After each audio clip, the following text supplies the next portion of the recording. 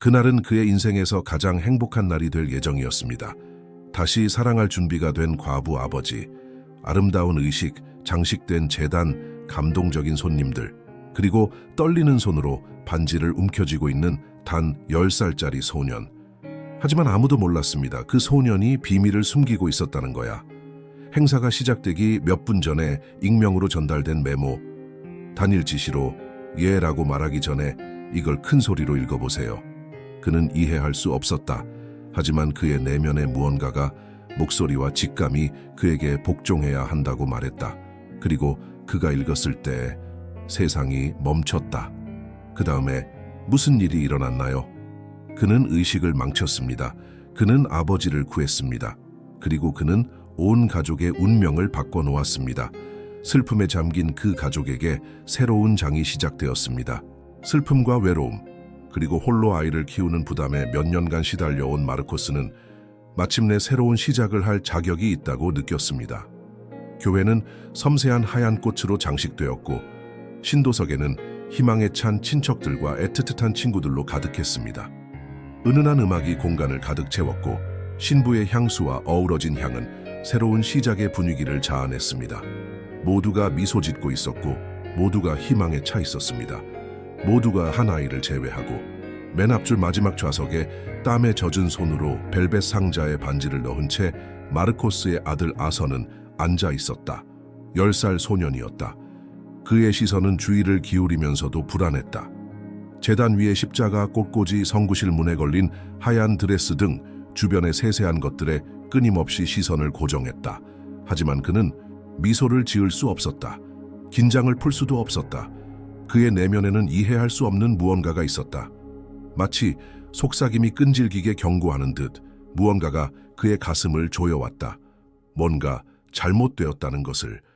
지난 몇 달 동안 그는 새로운 여자가 곁에 있다는 생각에 익숙해지려고 애썼다. 헬레나는 아름답고 항상 단정했으며 누구에게나 친절했다. 헬레나는 그를 자기야라고 부르며 새 엄마가 되고 싶다고 말했다. 하지만 그 훈련된 미소 뒤에서 아선은 다른 누구도 보지 못한 무언가를 보았다. 짜증도 질투도 아니었다. 본능이었다. 그리고 그날 모두가 사랑을 축하하는 동안 아선은 두려움을 느꼈다. 앞으로 무슨 일이 일어날지 두려웠다. 그때 이상한 일이 일어났습니다. 예식 시작 전 성가대가 마지막 곡을 연습하고 있을 때 한 여자가 아서에게 다가왔습니다. 그는 그녀를 몰랐습니다. 그녀는 은밀하게 수수한 드레스에 작은 나무 십자가가 달린 목걸이를 하고 있었습니다. 아무 말 없이 그녀는 그의 옆에 무릎을 꿇고 그의 손에 하얀 봉투를 쥐어주었습니다. 그녀는 그에게 읽어보라고 다정하게 속삭인 후 네라고 대답했습니다. 그리고는 마치 그곳에 온 적이 없는 것처럼 하객들 사이로 사라졌습니다. 아선은 얼어붙었다. 손이 떨렸다. 여자를 찾으려 주위를 둘러보았지만 찾을 수가 없었다. 봉투는 가벼워 보였지만 안에 든 것은 소년이 아직 이해하지 못하는 무게였다. 아버지에게 말할까 생각도 하고 버릴까 생각도 했다. 하지만 둘 다 차마 할 수 없었다. 마치 비밀을 지키려는 듯 봉투를 주머니에 쑤셔 넣었다. 모든 것을 망칠 수도 살릴 수도 있는 비밀을. 악사들이 예식 시작을 알리자 아선은 제단으로 걸어갔다. 한 걸음 한 걸음이 전보다 더 무거워 보였다. 그리고 그의 마음속 깊은 곳에서 무언가가 계속해서 쿵쾅거렸다. 저 종이에는 뭐가 적혀 있을까? 왜 저일까? 그리고 왜 지금 이 순간일까? 어쩌면 그냥 재미없는 농담이었을지도 몰라. 작별 편지였을지도 몰라. 아니면 아무도 감히 말할 용기가 없었던 진실이었을지도 몰라. 복도는 그 어느 때보다 길게 느껴졌다. 아선은 마음속의 혼란을 억누르며 천천히 걸었다. 주머니 속 봉투는 묵직했지만 그보다 더 무거운 것은 주변의 침묵이었다. 사람들은 마치 이 중요한 날 그가 그저 장식품인 것처럼 미소 지으며 손을 흔들었다.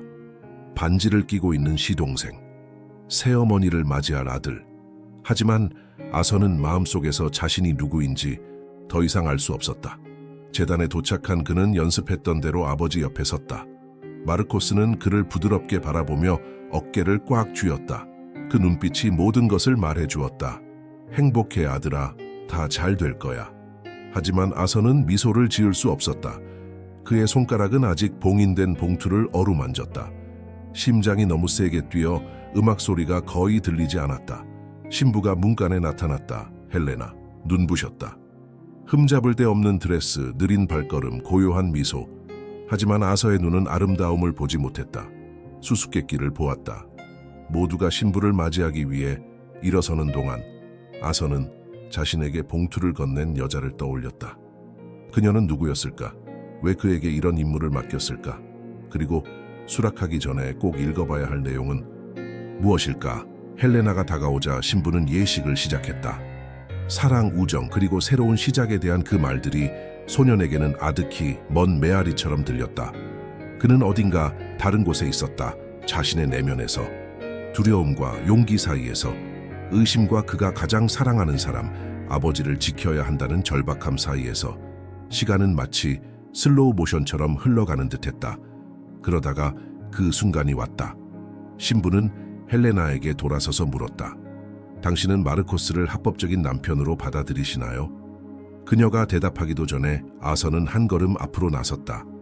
심장이 목구멍까지 쿵쾅거렸다. 목소리는 떨리고 손에는 땀이 맺혔다. 하지만 그는 지금이라는 걸 알았다. 아니면 영원히. 그는 주머니에서 봉투를 꺼냈다. 모든 시선이 그에게 쏠렸다. 아버지마저도 당황한 듯했다. 하지만 아서가 쪽지를 펼쳐 읽기 시작하자 교회는 두꺼운 담요처럼 침묵에 휩싸였다. 그곳에서 울려 퍼지는 말들은 더 이상 들리지 않을 수 없었다. 그 소년의 목소리는 약하지만 단호했고 누구도 예상하지 못한 것을 큰 소리로 읽었습니다. 진실, 숨겨진 진실, 모든 것을 뒤집을 수 있는 진실, 그리고 동시에 인생 최대의 함정에서 누군가를 구하는 진실. 당신도 그렇게 믿는다면 진실은 말해야 해.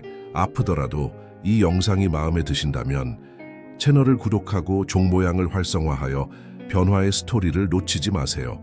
그리고 댓글로 알려주세요. 당신은 아서가 한 일을 할 용기가 있을까요?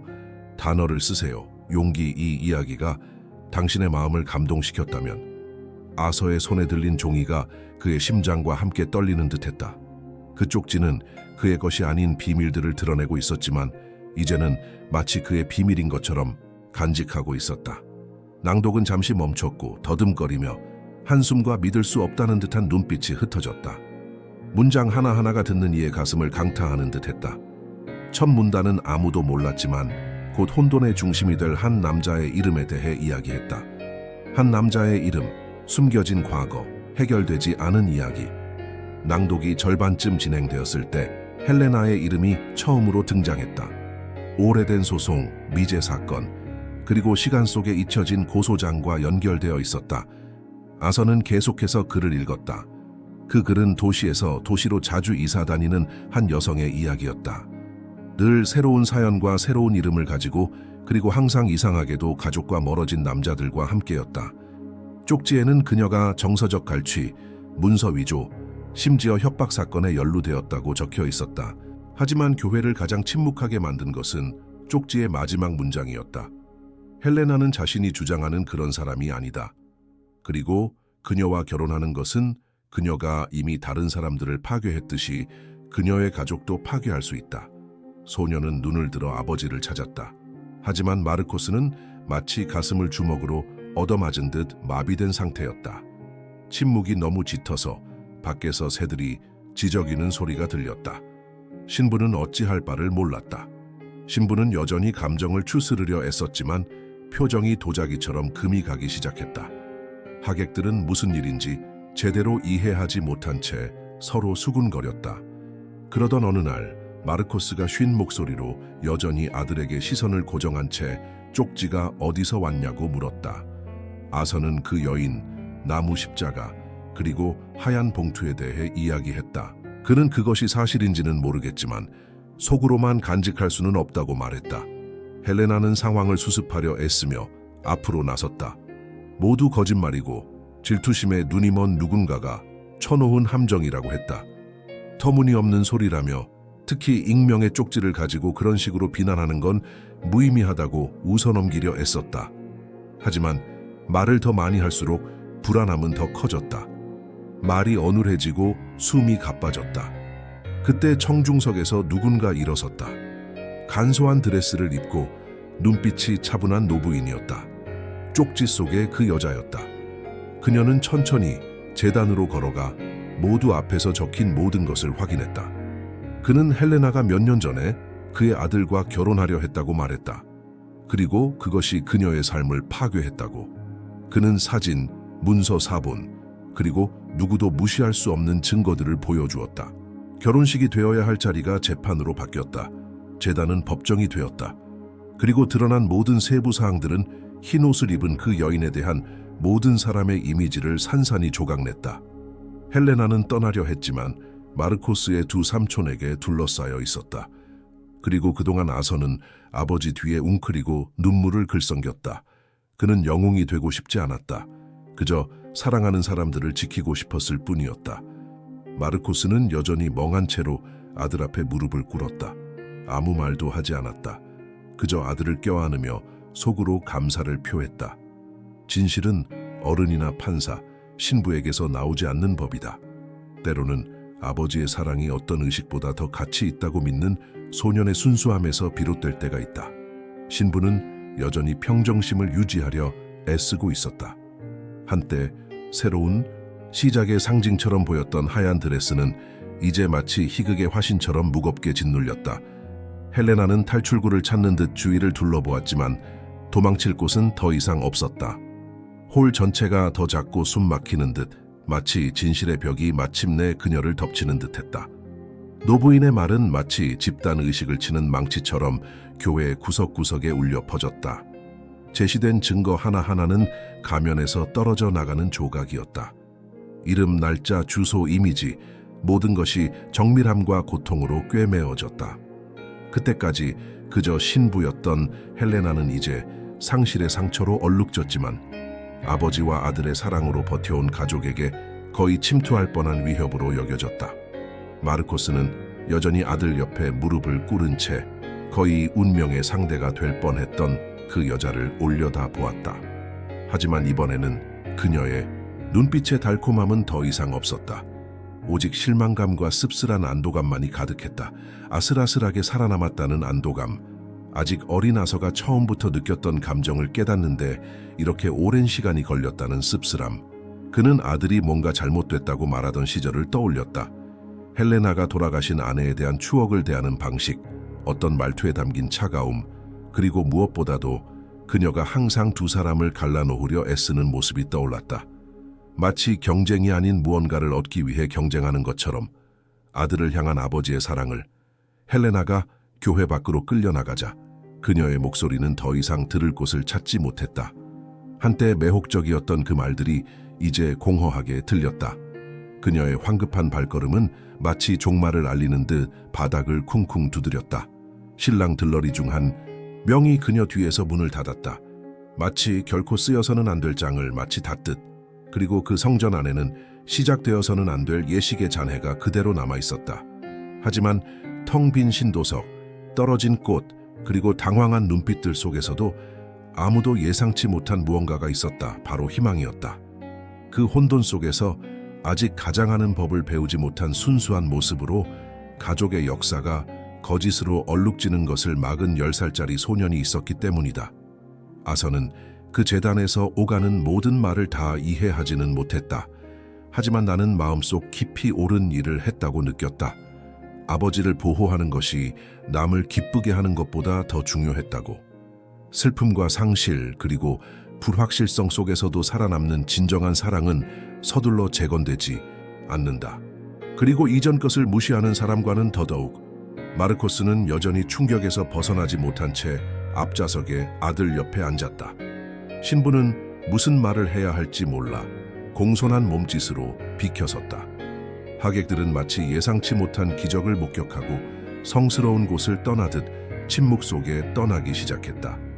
거짓된 결합의 현장이었을 제단은 가장 순수한 진실의 무대가 되었다. 그리고 그 모든 것 속에서도 아버지와 아들은 변함없이 하나였다. 어쩌면 부서졌을지도 모른다. 하지만 서로를 위해 온전했다. 아서는 아버지의 어깨에 머리를 기댔다. 그 침묵 속에서 마르코스는 자신이 알고 있는 가장 진실한 사랑은 하얀 드레스를 입고 자기 앞에 서 있는 것이 아니라 바로 자기 옆에 작은 손과 큰 눈, 그리고 커다란 마음을 가진 존재라는 것을 깨달았다. 한때 꽃과 약속으로 장식되었던 제단은 이제 버려진 무대처럼 보였다. 한때 로맨스의 상징이었던 바닥에 떨어진 꽃잎들은 진실과 거짓 사이의 감정적인 싸움의 흔적처럼 보였다.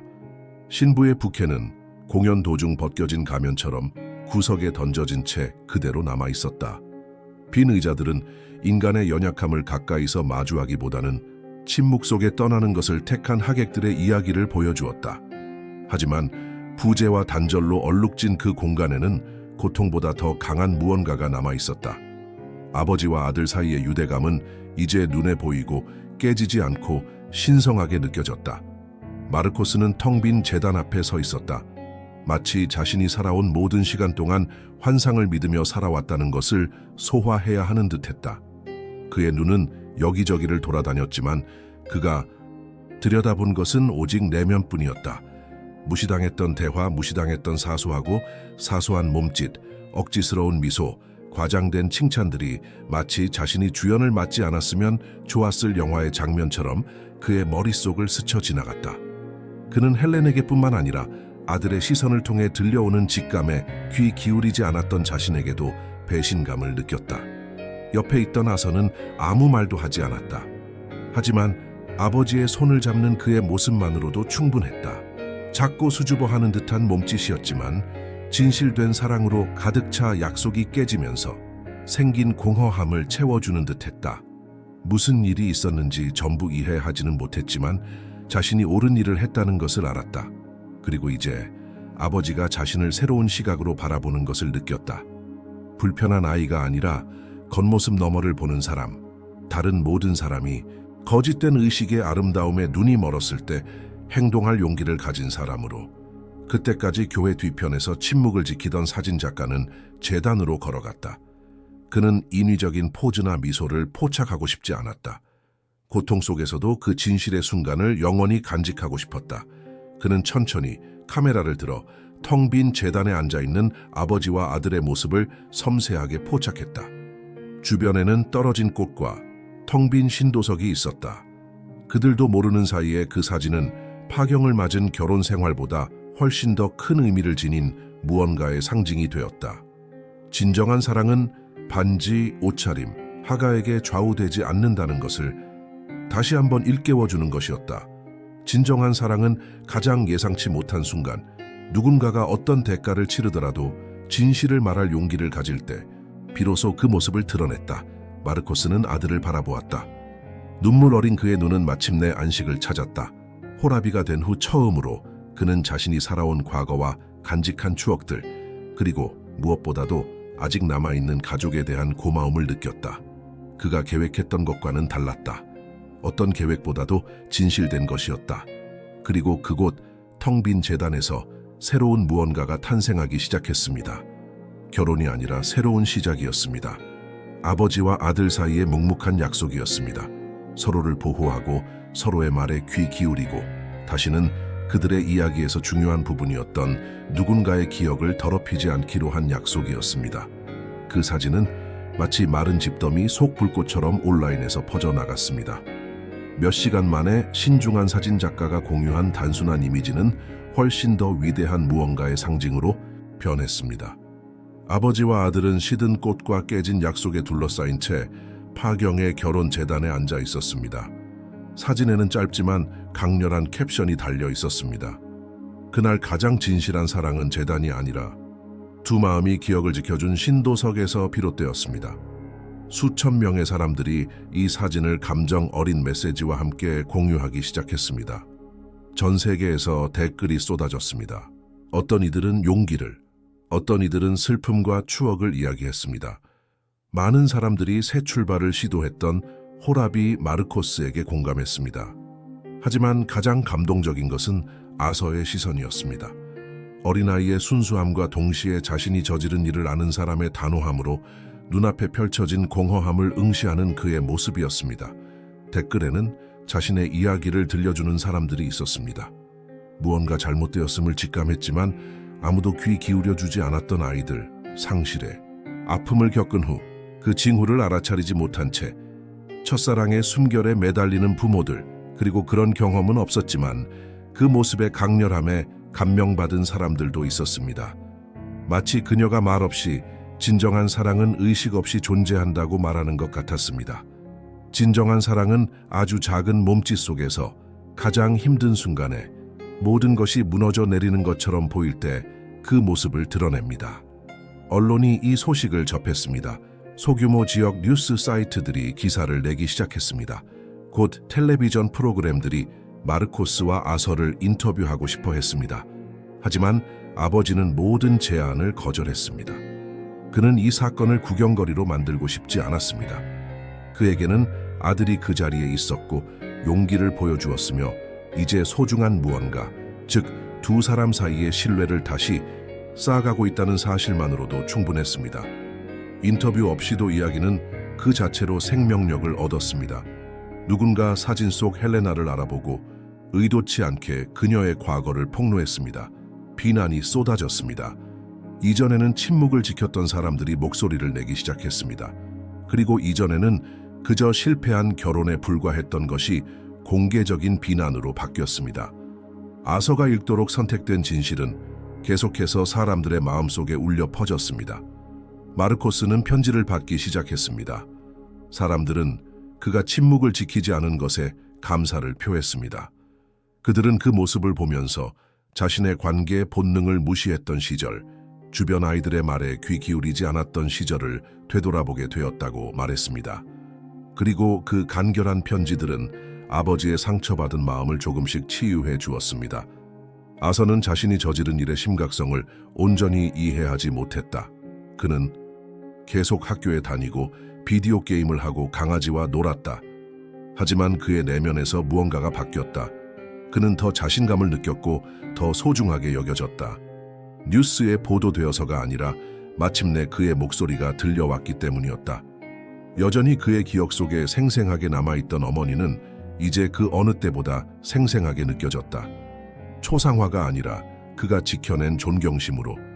그리고 세상이 진정한 사랑이 무엇인지, 새로운 시작이 무엇인지, 용기가 무엇인지에 대해 논쟁하는 동안 그 사진은 계속해서 공유되었습니다. 모든 것이 무너져 내릴 때 우리 곁에 앉아있는 사람들의 침묵 속에 하루 종일 가장 강력한 진실이 담겨 있다는 것을 영원히 상기시켜 주는 것처럼 말입니다. 재단 앞에서 수줍은 소년이 읽은 쪽지로 시작된 이야기는 훨씬 더 큰 의미를 지니게 되었습니다. 아서와 마르코스가 함께 앉아있는 사진이 온라인을 통해 퍼져나갔을 때 그것은 단순한 이야기가 아니었습니다.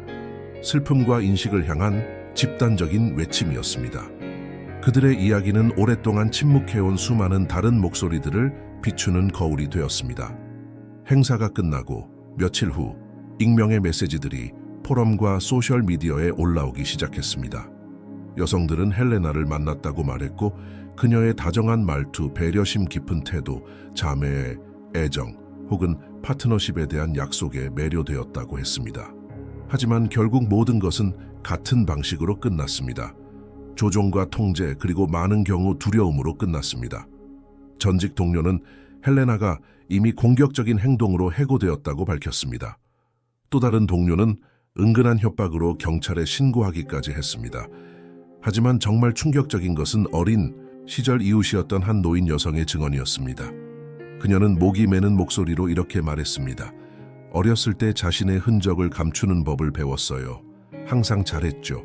하지만 언젠가 모든 그림자가 빛을 보게 되죠. 반발의 압력을 받은 당국은 수사에 착수했습니다. 아서가 재단에서 읽은 편지가 수사의 시작점이 되었지만 이제는 새로운 정보가 눈사태처럼 쏟아져 나왔습니다. 한때 단순한 의심이었던 것이 증거가 되었습니다. 그리고 이 사건이 신문에 보도되면서 무시하기 어려운 감정적 무게감도 더해졌습니다. 군중은 충격과 감정으로 양분되었다. 많은 사람들이 성숙하고 사랑스럽고 중심을 잘 잡은 마르코스가 어떻게 징후를 놓쳤는지 의아해했다. 하지만 다른 이들은 이해했다. 마음이 아플 때는 어떤 애정 표현이든 치유처럼 보일 수 있다는 것이다. 아내를 잃은 슬픔은 그에게 큰 상처를 남겼고 헬레나는 그 상처를 어떻게 메울지 정확히 알고 있었다. 바로 외모로. 아서는 결국 보기 드문 것의 상징이 되었습니다. 어른들의 세상에 진실을 마주하는 아이 같은 용기 말입니다. 아이들은 보통 조용히 하고 비켜서고 조용히 하고 무례하게 보이지 않도록 조용히 있으라고 배웁니다. 하지만 그는 그렇게 했습니다. 그리고 바로 그 순간 재단에서 그는 몇 달간의 연습으로 쌓아 올린 거짓말을 풀어냈습니다. TV 프로그램, 다큐멘터리, 기사들이 이 사건을 다양한 각도에서 분석했습니다. 심리학자들은 조종하는 사람들이 어떻게 행동하는지 설명했고, 아동 행동 전문가들은 아이들의 말에 귀 기울이는 것의 중요성을 강조했으며, 많은 부모들이 슬픔과의 관계를 재평가하고 새롭게 시작하고 공허함을 채우려는 충동에 대해 생각하기 시작했습니다. 아서의 목소리는 더 큰 변화를 가져왔습니다. 전국의 다른 아이들도 목소리를 내기 시작했습니다. 교사들은 학생들이 중단된 결혼 생활에 대한 이야기를 보고받은 후 집에서 겪은 일들을 이야기했다고 전했습니다. 가족들은 이야기를 나누기 위해 자리에 앉았습니다. 편지가 열렸습니다. 두려움이나 수치심 때문에 닫혀있던 문들이 열리기 시작했습니다. 아서는 자신이 저지른 일이 어떤 영향을 미쳤는지 온전히 이해하지 못한 채 삶을 이어갔습니다. 학교에서는 반 친구들이 그를 더 존중하기 시작했습니다. 어떤 부모들은 마르코스에게 조언을 구했고, 어떤 부모들은 그저 자기 아들의 말에 귀 기울여준 것에 감사를 표했습니다. 어른의 용기를 가진 아이는 경청하는 운동을 시작했습니다. 그리고 오랜만에 세상이 그의 말에 귀 기울이기 시작했습니다. 불만은 정식 조사로 이어지기 시작했습니다. 그때까지 섬세함과 침착함의 대명사였던 헬레나의 이름이 경찰 보고서, 종결된 사건, 그리고 서로 연관성이 없어 보이는 이야기들에 등장하기 시작했습니다. 하지만 이 모든 것이 합쳐져 충격적인 모자이크를 형성했습니다. 과부 아버지를 속인 한 여성의 이야기뿐만 아니라 가면이 벗겨질 때마다 외모와 도시를 바꾸는 능숙한 조종자의 초상이 드러났습니다. 검찰은 철저한 수사에 착수했습니다. 헬레나가 일부 기록에 다른 이름을 사용했고, 항상 약간씩 수정했으며 이전에 최소 4번의 관계를 맺었고, 그 관계들은 정서적, 재정적 학대 혐의로 이어졌다는 사실이 밝혀졌습니다. 그중 2건의 관계에서 파트너들은 은행 계좌를 잃고 사랑이라는 명목으로 자산을 매각한 후 결국 버려졌습니다. 하지만 어떤 사건도 진전되지 않았습니다. 증거도 목격자도 부족했고, 많은 학대 관계에서처럼 두려움이 팽배했습니다. 전 파트너 중 한 명은 그가 자신을 신고하려 하자 헬레나가 이미 자신이 서명한 가짜 유서를 들고 그의 직장 문 앞에 나타났다고 증언했습니다. 이는 어떤 대응 시도도 좌절시키는 일종의 심리 조작이었습니다. 그녀는 단순히 조종하는 데 그치지 않았습니다. 조용히 공포에 떨게 했습니다. 반면 헬레나 측 변호인은 이 이야기를 뒤집으려 애썼습니다. 그들은 모든 것이 과장되었고, 아서가 감정적으로 불안정한 아버지에 의해 도구로 이용되었으며, 예식 전체는 단지 입소문을 내기 위한 퍼포먼스에 불과하다고 주장했습니다. 그러나 스크린샷, 오디오, 그리고 확실한 증언은 이러한 주장을 반박했습니다.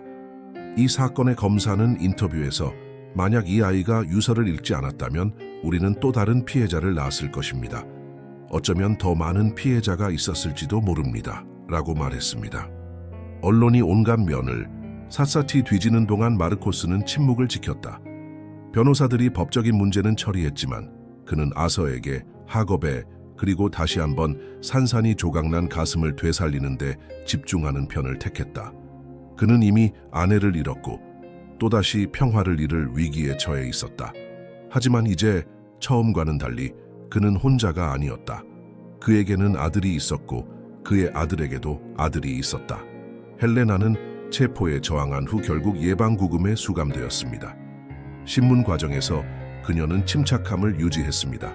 그녀는 모든 것이 오해였고 그녀의 삶 속 남자들은 강한 여성을 대하는 법을 전혀 몰랐다고 말했습니다.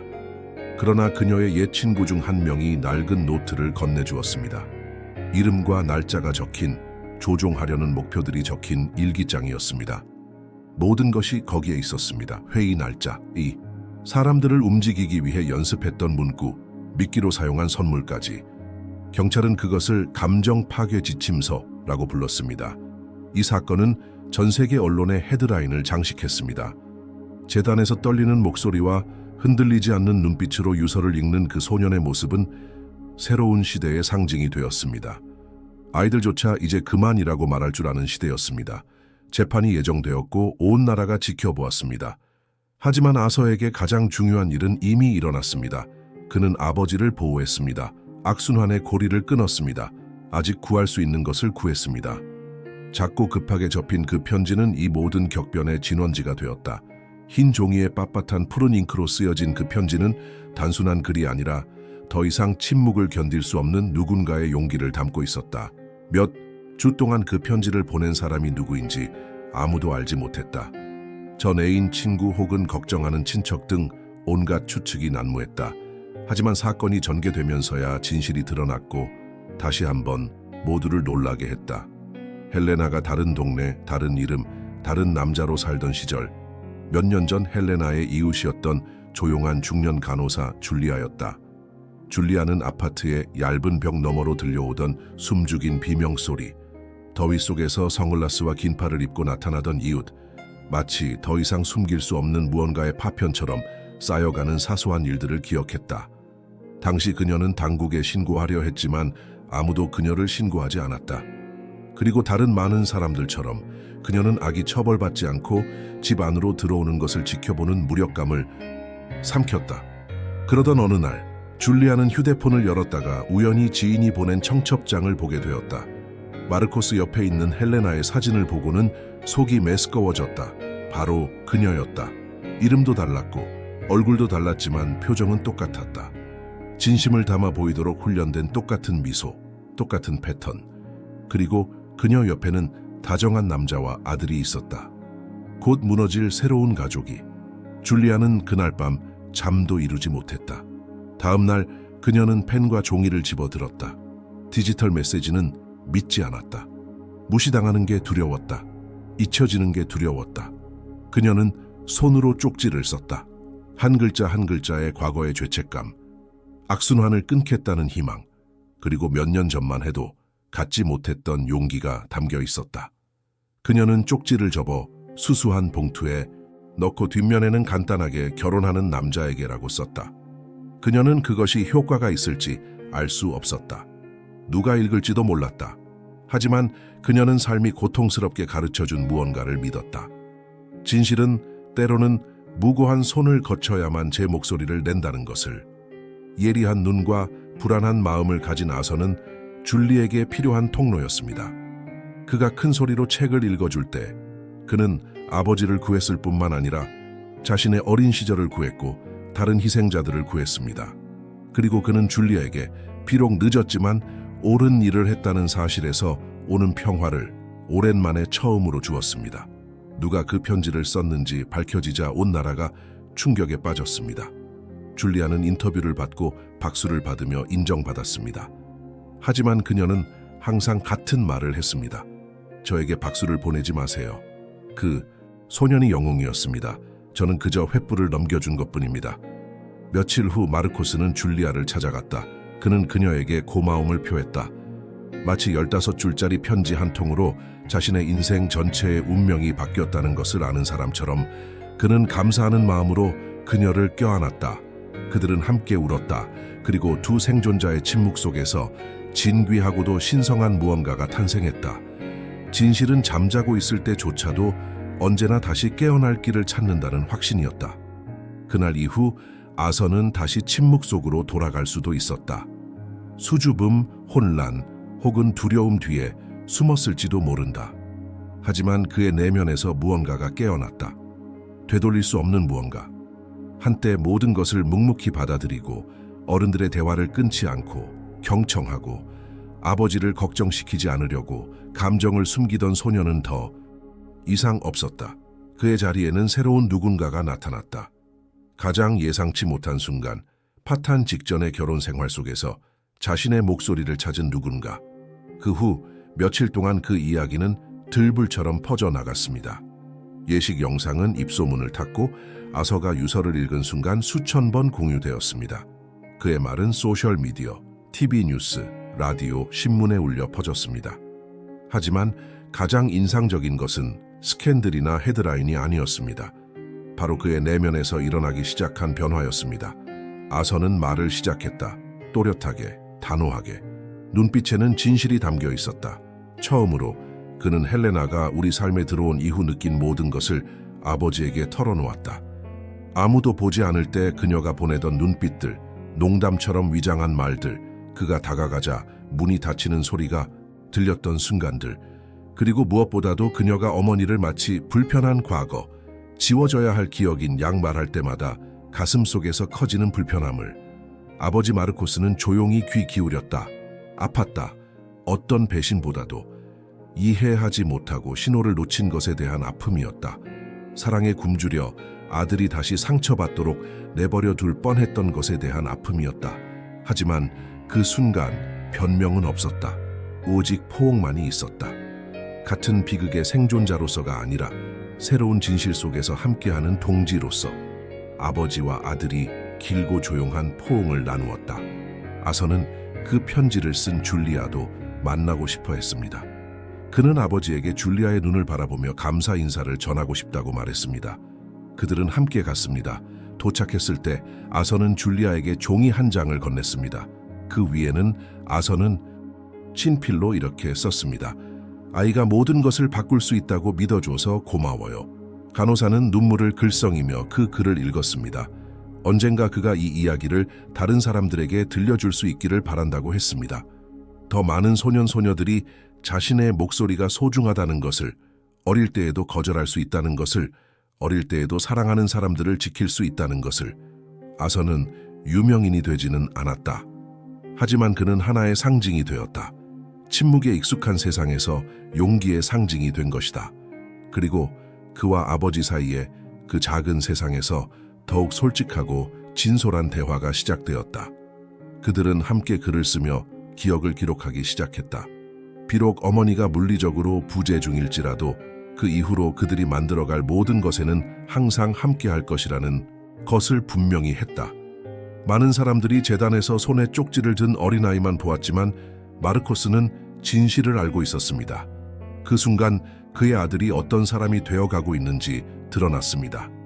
분노가 아닌 정의에 이끌리는 사람, 스캔들이 아닌 사랑에 이끌리는 사람, 그리고 무엇보다도 침묵하지 않는 용기에 이끌리는 사람. 전국에서 가장 시청률이 높은 일요일 프로그램 취재진이 마르코스의 집에 전화를 걸었을 때 그는 망설였다. 가족의 고통을 더 이상 미화하고 싶지 않았기 때문이다. 하지만 아서가 승낙했다. 이미 재단에서 진실을 마주한 사람처럼 성숙한 모습으로 아서의 아버지는 아버지를 바라보며 내 이야기가 다른 아이들이 침묵하지 않도록 도울 수 있다면 알려줄 가치가 있다고 말했다. 녹음된 영상 속 아서는 아버지와 기자 사이에 앉아 있었습니다. 그는 심플한 셔츠를 입고 있었고 머리는 여전히 약간 헝클어져 있었으며 눈빛은 마치 대답 연습을 한 듯 흔들림 없이 차분했습니다. 하지만 그는 아무것도 연습하지 않았습니다. 그의 모든 말은 진심에서 우러나온 것이었습니다. 그리고 바로 그 점이 수백만 명의 사람들이 마지막 순간까지 그의 말을 멈추고 지켜보게 만든 것입니다. 기자가 쪽지를 받았을 때 어떤 기분이었냐고 묻자 그는 망설임 없이 대답했다. 두려웠다고 했다. 결혼식을 망치거나 아버지가 슬퍼하는 모습을 보고 싶지 않았다고 했다. 하지만 마음속에 무언가가 그를 밀어붙였다. 그 순간 어머니의 목소리가 마음속에 속삭이는 것 같았다고 했다. 잊히고 싶지 않다는, 진실을 밝혀야 한다는 것이었다. 기자는 감정에 휩싸였다. 카메라맨은 떨리는 목소리로 눈물을 참았다. 그리고 근처에 있던 마르코스는 아들의 손을 말없이 자랑스럽게 꽉 쥐었다. 새엄마가 될 뻔했던 그 여자에게 원한을 품고 있느냐는 질문에 아서는 단호하게 아니라고 대답했다. 그녀에게 도움이 필요했고 그는 단지 아버지와 어머니의 기억을 지키고 싶을 뿐이라고. 인터뷰는 황금 시간대에 방영되었습니다.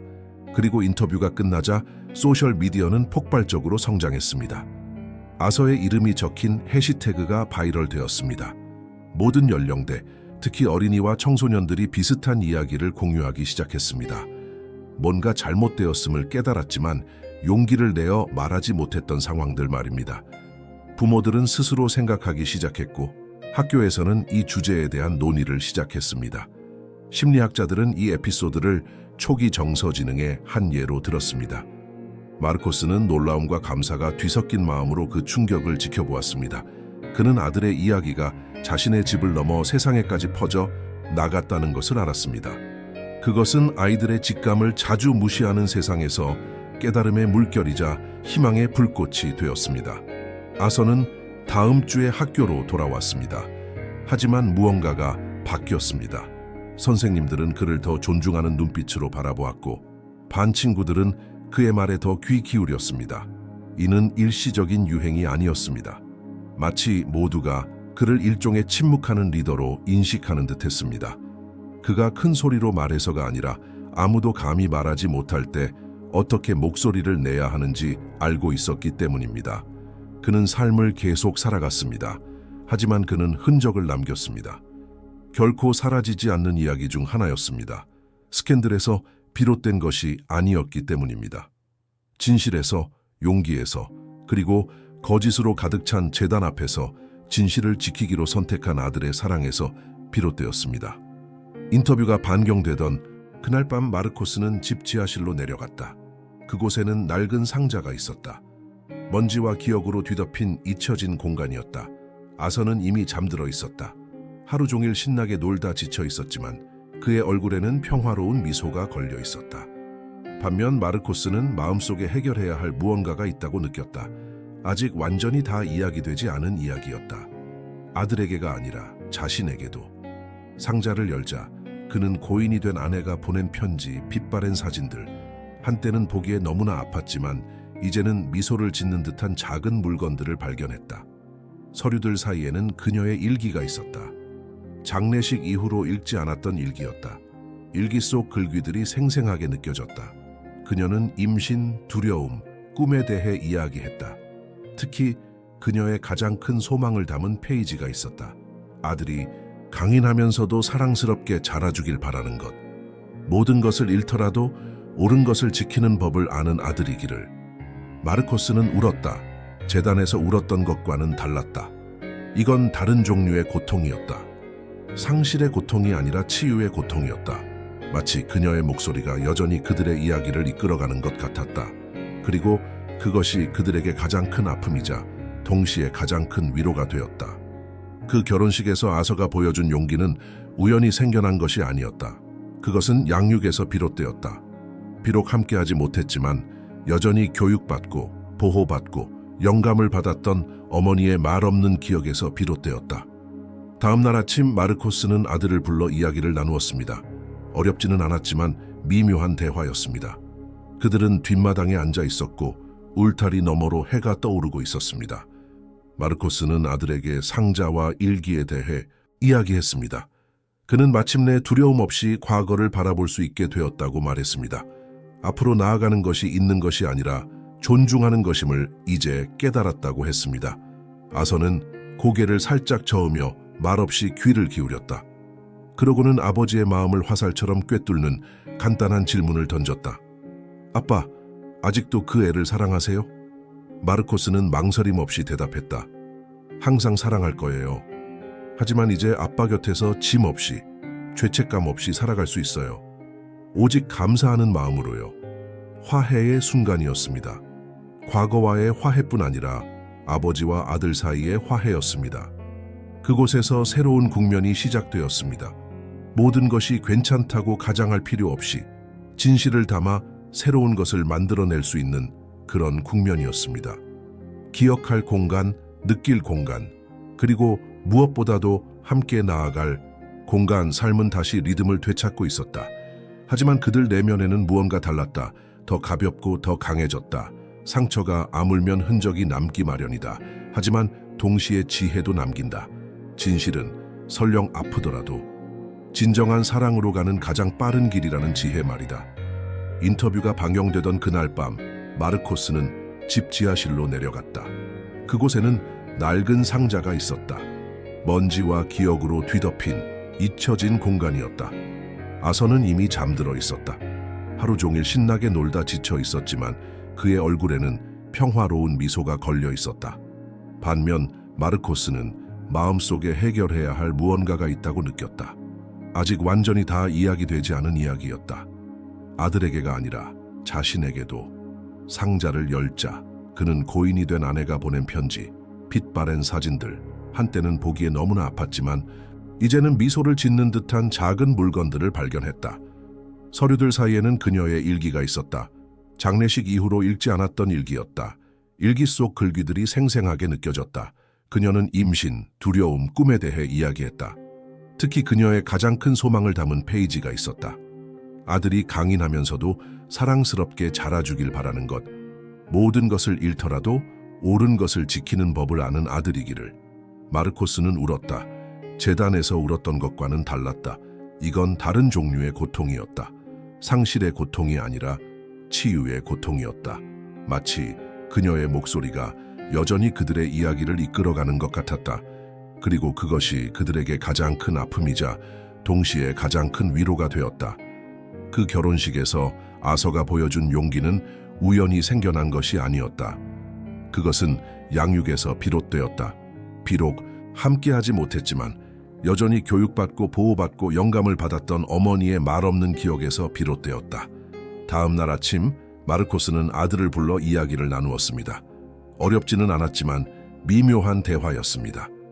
그들은 뒷마당에 앉아 있었고 울타리 너머로 해가 떠오르고 있었습니다. 마르코스는 아들에게 상자와 일기에 대해 이야기했습니다. 그는 마침내 두려움 없이 과거를 바라볼 수 있게 되었다고 말했습니다. 앞으로 나아가는 것이 있는 것이 아니라 존중하는 것임을 이제 깨달았다고 했습니다. 아서는 고개를 살짝 저으며 말없이 귀를 기울였다. 그러고는 아버지의 마음을 화살처럼 꿰뚫는 간단한 질문을 던졌다. 아빠, 아직도 그 애를 사랑하세요? 마르코스는 망설임 없이 대답했다. 항상 사랑할 거예요. 하지만 이제 아빠 곁에서 짐 없이 죄책감 없이 살아갈 수 있어요. 오직 감사하는 마음으로요. 화해의 순간이었습니다. 과거와의 화해뿐 아니라 아버지와 아들 사이의 화해였습니다. 그곳에서 새로운 국면이 시작되었습니다. 모든 것이 괜찮다고 가장할 필요 없이 진실을 담아 새로운 것을 만들어낼 수 있는 그런 국면이었습니다. 기억할 공간, 느낄 공간, 그리고 무엇보다도 함께 나아갈 공간. 삶은 다시 리듬을 되찾고 있었다. 하지만 그들 내면에는 무언가 달랐다. 더 가볍고 더 강해졌다. 상처가 아물면 흔적이 남기 마련이다. 하지만 동시에 지혜도 남긴다. 진실은 설령 아프더라도 진정한 사랑으로 가는 가장 빠른 길이라는 지혜 말이다. 편지를 주고받은 후 아버지와 아들 사이의 침묵은 새로운 언어로 바뀌었다. 집안이 한결 가벼워졌다. 마치 벽과 가구 그리고 그들의 가슴에서 보이지 않던 무언가가 거친 듯했다. 마치 오랫동안 말하지 못했던 모든 것의 무게에서 벗어나 마침내 깊이 숨을 쉴 수 있는 것 같았다. 그들 사이에는 더 이상 소음이 없었다. 서로에 대한 이해가 있었다. 이전에는 슬픔과 너무 빨리 새 출발을 하려는 시도에 깊이 빠져있던 마르코스는 아들을 새로운 시각으로 바라보기 시작했습니다. 더 이상 상실의 상처에 시달리는 아이가 아니었습니다. 그는 어린 전사를 보았습니다. 빨리 성장해야 했던 아버지가 다시 고통받는 모습을 보는 것이 두려웠지만 손에 든 쪽지 하나만으로 모든 사람 앞에 설 용기를 가진 소년이었습니다. 많은 어른들이 사랑할 수 있는 것보다 더 많은 것을 사랑했던 소년이었습니다. 아서는 더 자주 웃기 시작했다. 더 자유롭게 놀고 잠도 더 잘 잤다. 끊임없이 경계해야 한다는 느낌, 언제든 잘못될 수 있다는 생각은 더 이상 그를 괴롭히지 않았다. 몇 년 만에 처음으로 아버지가 진심으로 곁에 있다는 것을 느꼈다. 육체적으로뿐만 아니라 감정적으로도 온전했다. 그리고 그것이 그에게 필요한 전부였다. 마르코스는 직장에서 안식년을 갖기로 했습니다. 그는 약속을 줄이고 회의를 취소하고 아들의 어린 시절을 다시 떠올릴 방법을 찾기 시작했습니다. 소소한 것들, 함께 아침을 만들어 먹는 것, 소파에 앉아 옛날 영화를 보는 것, 늦은 오후에 도미노를 하는 것 등 한때 사소해 보였던 모든 것이 이제 필수품이 되었습니다. 그들은 묘지를 더 자주 방문하기 시작했다. 하지만 예전 같지는 않았다. 이제 그들은 아서가 고른 꽃을 들고 함께 걸으며 마치 그녀가 그곳에 있는 것처럼 그녀에게 말을 걸었다. 어떤 면에서는 그녀가 그곳에 있었다. 그녀가 남긴 사랑은 살아있었고 만질 수 있었다. 그리고 그 사랑은 모든 몸짓, 모든 대화, 모든 나눔의 침묵 속에서 싹 트이워지고 있었다. 어느 날 아서가 말했다. 아빠, 엄마는 이렇게 우리를 사랑하실 것 같아요. 함께라면, 진심으로요. 그러자 마르코스는 눈물을 글썽이며 대답했다. 나도 그렇게 생각해, 아들아. 엄마는 항상 우리가 이렇게 되기를 바랐어. 항상. 그들의 새로운 시작은 거창한 사건들로 이루어진 것이 아니었습니다. 전에는 미처 알아차리지 못했던 작은 순간들로 이루어졌습니다. 정직, 용서, 그리고 시간으로 이루어졌습니다. 두 사람 사이의 신뢰를 회복하는 데는 물론 트라우마를 겪더라도 다시 사랑할 수 있다는 확신을 되찾는 데 많은 시간을 쏟았습니다.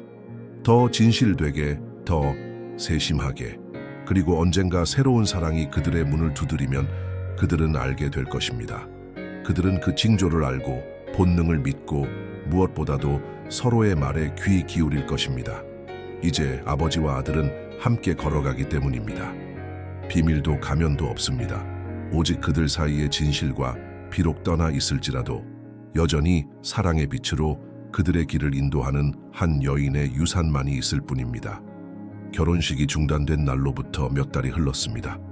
마르코스와 아서의 집에서는 조금씩 새로운 리듬이 찾아왔습니다. 더 이상 빈자리를 채우려는 서두름도 마치 슬픔의 마감일이 있는 것처럼 앞으로 나아가려는 필사적인 노력도 없었습니다. 대신 어떤 부재는 끊임없이 고통을 안겨주지만 그 부재가 힘과 단결, 그리고 목적의식으로 꽃피울 수 있다는 것을 차분하게 받아들였습니다. 어느 일요일, 저녁 하늘이 황금빛으로 물들고 거실 커튼이 바람에 흔들리는 가운데 아버지와 아들은 소파에 나란히 앉아 아서가 좋아하는 오래된 보드게임을 하고 있었다. 램프에서 나오는 은은한 불빛은 아늑하고 거의 마법 같은 분위기를 자아냈다. 그리고 바로 그곳에서 이사하는 사이사이에 아서는 며칠 동안이나 마음속에 품고 있던 질문을 던졌다. 아빠, 다시는 사랑할 수 없을 것 같아요? 마르코스는 잠시 침묵했다. 그는 아들의 눈을 들여다보았다. 그 질문이 질투나 두려움에 대한 것이 아니라는 것을 깨달았다. 그것은 신뢰에 대한 것이었다. 소속감에 대한 것이었다. 그는 다가가 아서의 어깨에 손을 얹고 대답했다. 네가 그 사람이 널 사랑한다고 느낄 때만 사랑할 거야. 이제 우리 둘 다 함께 결정했으니까. 아서는 수줍게 미소 지었다. 하지만 그의 눈에는 안도감이 서려 있었다. 더 이상 의심과 불안 속에 혼자가 아니라는 안도감. 그의 목소리가 언제나 들려올 거라는 확신에 그들은 악수와 긴 포옹으로 대화를 마무리했다. 혼돈 속에서 서로를 알아보는 두 영혼에게만 존재하는 그런 포옹이었다. 다음 주 마르코스는 아서를 특별한 장소로 데려갔습니다. 바로 그와 그의 고인이 된 아내가 자주 산책하던 들판이었습니다. 그곳 고목 아래 그들은 유리병 안에 작은 쪽지를 남겼습니다. 그 위에는 두 사람이 함께 쓴 글이 적혀 있었습니다. 우리는 항상 서로를 아낄 것을 약속합니다. 그리고 진실과 존중, 그리고 사랑으로 당신의 추억을 기릴 것을 약속합니다. 그들은 마치 말없는 계약처럼 나무 아래에 병을 묻었다. 과거, 현재, 그리고 미래 사이에 보이지 않는 동맹. 새로운 장은 이전 장을 부정하는 것으로 시작되지 않았다. 그들이 경험한 모든 것이 그들을 더 강해지도록 준비시켜 주었다는 것을 인정하는 것으로 시작되었다.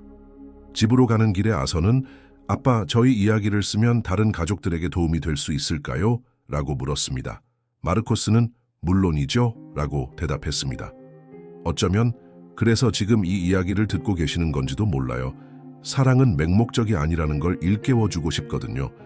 사랑은 보고, 보호하고, 말해요. 설령 그 목소리가 어린아이의 목소리일지라도요. 그리고 때로는 가장 순수한 진실이 가장 작은 입술에서 나온다는 것도요. 이 이야기에 감동하셨다면 채널 구독과 좋아요를 눌러주세요. 이런 이야기는 널리 알려져야 마땅하다는 것을 보여주는 좋은 예입니다. 혹시 비슷한 경험을 하셨거나 진실이 세상을 바꿀 수 있다고 믿으신다면 진실은 사랑하는 사람을 보호한다 라는 댓글을 남겨주세요. 우리는 믿음, 감정, 그리고 용기의 여정에 함께합니다. 다음 이야기로 넘어갈 때까지요.